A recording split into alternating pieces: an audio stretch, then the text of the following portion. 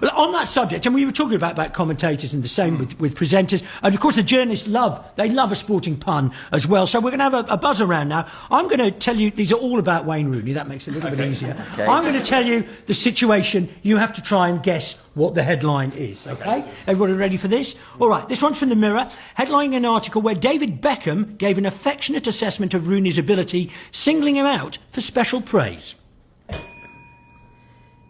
Becca Rooney. Don't know why I say that. That was just putting the two names nearly next to each other and just leaving out Ham. Roo. That's what you've done there. Becca Roo. And yet it's probably better than the real one. yeah, probably. It doesn't have Beckham in it. It's a song title, but with the word "you" changed to something. Roo. Oh, yes. Roo. I've got rhubarb. Nearly. I've got rhubarb. I have eyes for Roo. Roo, thank you very much. OK, The Sun next. Can you guess how The Sun reported that tennis player Serena Williams was a Wayne Rooney fan?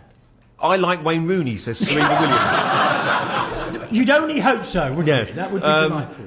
I love Roo. Serena Williams. All right, then. Yeah. Love this one. Yeah. The Sun speculated that Rooney was a Jekyll and Hyde character. That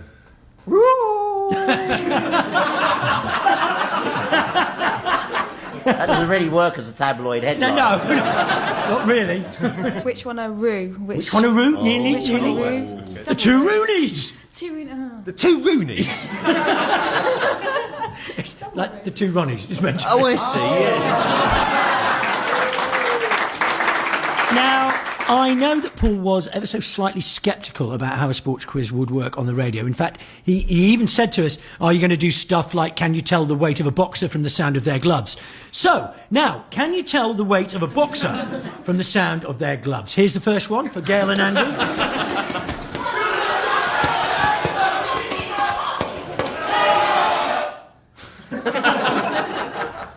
Fairly obvious. They're lightweight. Is that a category? I don't even know the categories. Lightweight. Lightweight's a category. Yeah, I think it might be lighter than lightweight. Oh, right, then let's go lighter than lightweight. Can I hear it again? Yeah. Because they're quite like little people. Yeah, it's sort of too fast. This is the Royal Variety performance. Bruce Forsyth and Joe Pasquale. I think it's an episode of the Clitheroe Kid that never got broadcast. I think I'm going to go lower. I'm going to go bantamweight. Yeah, definitely. Got it right! Oh. I was going to say Bantamweight. Staggering. That's a couple of chickens with boxing gloves on. This is going better than anyone would have thought, I imagine. I love this game. Go on. Yeah, good, because we've got about 15 weights and different belts as well. Guessing who they're hitting as well. OK. All right, then. Paul and Mark, here's yours. Yeah. Ooh, that's heavier.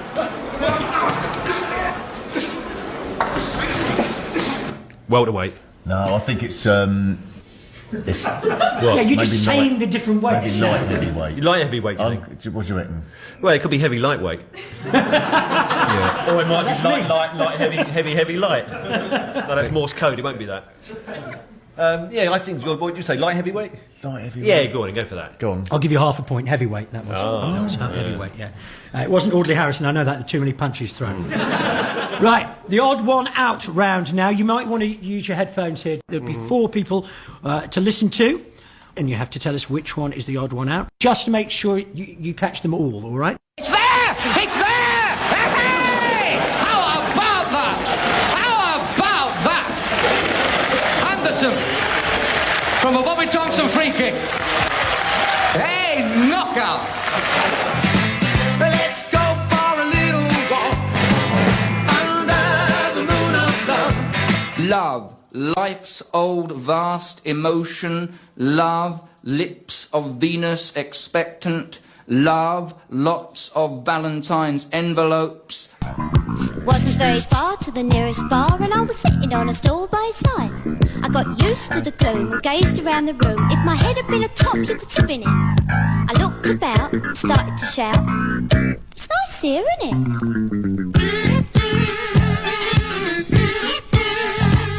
Have to kept the kazoos in at the end there. Was that one? There's definitely a Luton thing there. Yeah, so Eric Morecambe Because- first of all. Yeah, let's just rattle through who the four were. Eric Morecambe commentating on it was when he was being. I think he was being interviewed on local radio, and they said, "Do you want to sort of commentate?" And he was a director of Luton, and they scored. So you hear his enthusiasm. That's Lorraine Chase at the end. You know, in her advert was, "Did you waft in from Paradise?" She said, "No, Luton Airport." John Hegley, the poet, who Luton. is from Luton, isn't he? And Yeah, supports and a big Luton. Luton Town fan. As it And a happens. big Luton Town fan. So I guess that Eric Morecambe is probably who's the fourth one? The band. Waddy Waddy. Oh yes, Free. They were Leicester. Under the weren't Moon of they? Love. They're not from Leicester. Luton. They were from Leicester. Yeah, I don't know, but they're not from Luton. Definitely not. They're the odd one out. Show Waddy Waddy. Nope. That's No, right. I think Eric Morecambe's the odd one out. Eric because Morecambe? he didn't like Luton. All the others were supporters of Luton. No, Is no. that- Oh, no, he's the Chairman of director of Luton. Luton Oh, right. FC. He was chairman of Luton. Yeah. He wasn't from Luton, but he was the chairman. Clues in the name. Well, I'll give you the answer. You were on the right lines, obviously. Eric Morecambe, as we've said, was chairman of Luton. John Hegley, big Luton Town fan. Lorraine Chase, famous for being connected to Luton Airport. Shawaddy Waddy guitarist Trevor Oakes had a son, Scott, who played for Luton Town 173 times. Oh, how didn't we know? Therefore, Lorraine Chase was the odd one out, being connected to Luton Airport as opposed to Luton Town. There you go. Eric Morecambe was indeed a fan and then director of Luton Town. It was at Kenilworth Road that Eric got the inspiration for one of his most famous sketches when he watched Luton play all the right passes, but not necessarily in the right order. Now, for the final round, it's missing words. Fill in the blanks from some recent headlines taken from the back pages, or they might be from our guest publication, Boycott, the autobiography. And we start with Gerard feels the what? Need to express himself in contemporary dance. Yeah, I think it's Gerard feels the need to intervene in Syria to prevent further bloodshed. It's Gerard feels the pain. Next up, Irish game with Afghans what? Condemned by Kennel Club.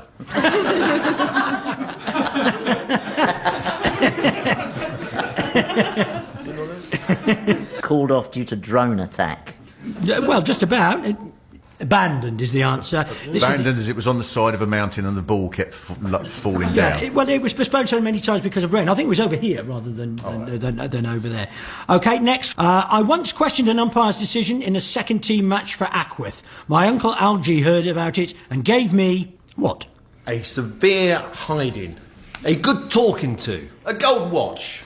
A stern talking to. That's basically it. The biggest dressing down I've ever had. Yeah. That's from No, Jeff. no, it was a misprint. It's the biggest dressing gown. It was a lovely gift. Enormous. You get 3 people in it. Exactly. Fantastic. I met Boycott once. It's a fantastic experience. If It you is, ever it get is, I met it is. him, yeah. And I had my lad with me, and I was sort of on this little invited with the cricket commentary thing. And my lad was about 11 at the time. And first of all, Boycott just comes straight over to him and just, not knowing who he was or anything, and just went, "And what do you do? Do you bat or bowl?"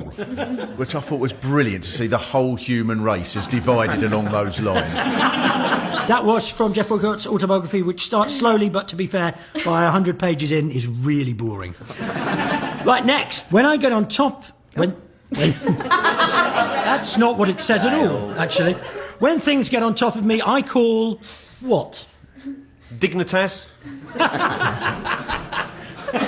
Oh, is it Feng Shui? No.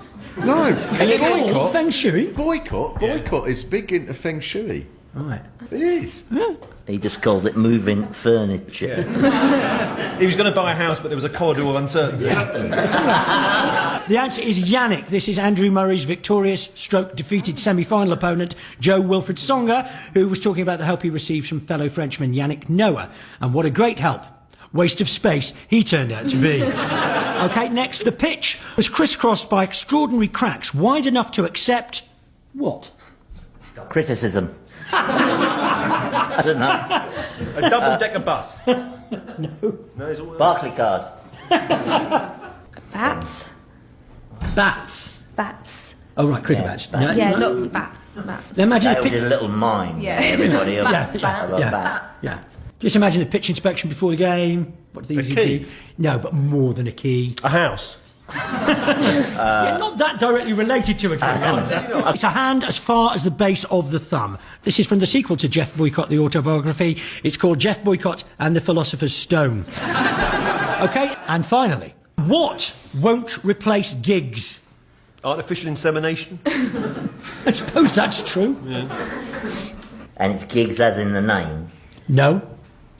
Oh, is it to do with gigs like Prince Philip drives? No. There's a small boat called a gig, is that it? A small No, rowing it's not boat? that either. No. Is it, It's got nothing to do with sport. Is it to do with the Higgs boson? It's The Giggs boson. it's a very unfaithful It's a particle. little particle that sleeps with its sister-in-law.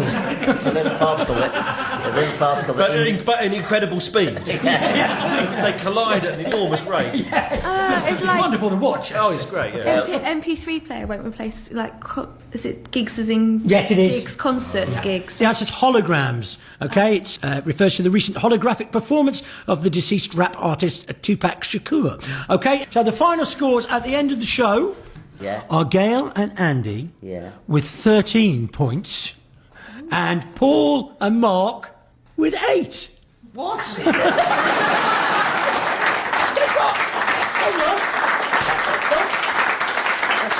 They've got 17 in one round. I mean, people are going to know we fixed that. That's ridiculous. Anyway, I think this has been a very successful radio adaptation of a much-loved television programme. And before we go, there's just time for the traditional caption competition. No points, just trying to come up with a funny caption for each photo. Paul and Mark get this. That's not a rabbit, it's Prince Philip. That's a bigger yak than we had yesterday. And Gail and Andy get this. Boris Johnson denies sexual congress with emu.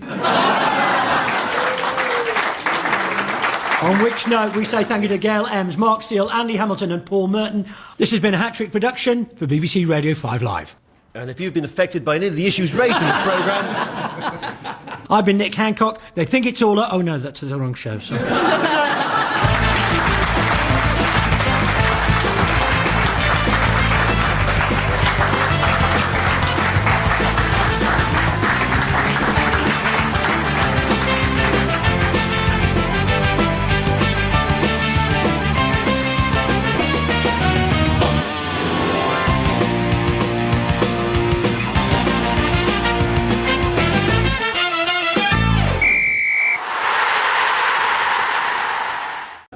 On that subject, and we were talking about commentators and the same with presenters, and of course the journalists love a sporting pun as well. So we're going to have a buzz around now. I'm going to tell you, these are all about Wayne Rooney. That makes it a little bit easier. Okay. I'm going to tell you the situation. You have to try and guess what the headline is, okay? Everybody ready for this? All right, this one's from the Mirror, headlining an article where David Beckham gave an affectionate assessment of Rooney's ability, singling him out for special praise.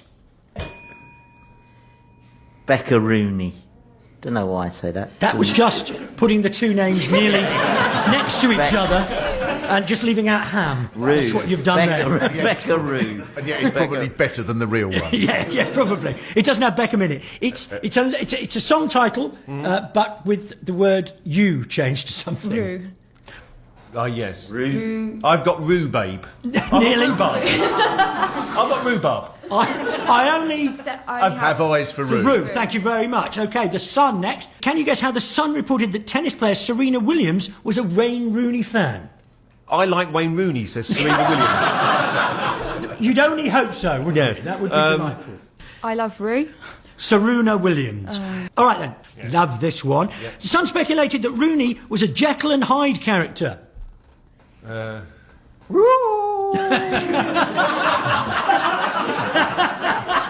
That doesn't really work as a tabloid headline. No, not really. Which one are Rue? Which one are Roo? Nearly. Rue? The two Roonies. The two Roonies? Like the two Ronnies. It's meant to be. Oh, I see, yes. Now, I know that Paul was ever so slightly sceptical about how a sports quiz would work on the radio. In fact, he even said to us, are you going to do stuff like, can you tell the weight of a boxer from the sound of their gloves? So, now, can you tell the weight of a boxer from the sound of their gloves? Here's the first one for Gail and Andy.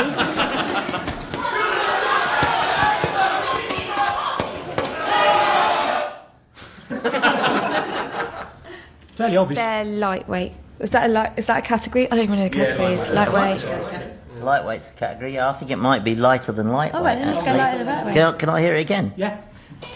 Because they're quite like little people. Yeah, it's sort of It's too like- fast. This is the